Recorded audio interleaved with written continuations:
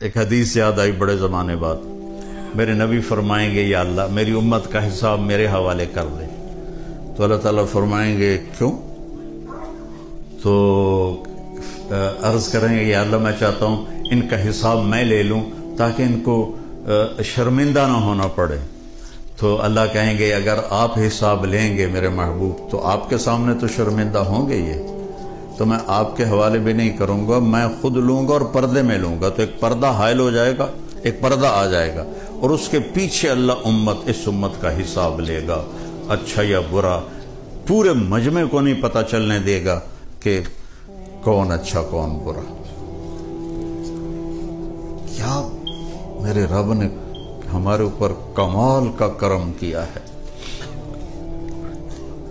پھر اس کام کو ہماری فطرت میں رکھ دیا. وَجَاهِدُوا فِي اللَّهِ حَقَّ جِهَادِهِ هُوَ اجْتَبَاكُمْ.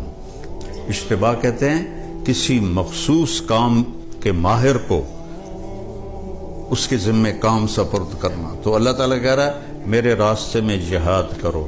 کیوں یا اللہ؟ کہ تم اس کام کے اہل ہو. دی اذانیں کبھی یورپ کے کلیساؤں میں، کبھی افریقہ کے تپتے ہوئے صحراؤں میں، شان آنکھوں میں نہ ججتی تھی جہاں داروں کی، کلمہ پڑھتے تھے ہم چھاؤں میں تلواروں کی. تجھ سے سرکش ہوا کوئی تو بگڑ جاتے تھے، تیغ کیا چیز ہم توپ سے لڑ جاتے تھے. نقش توحید کا ہر دل پہ بٹھایا ہم نے، زیر خنجر بھی یہ پیغام سنایا ہم نے.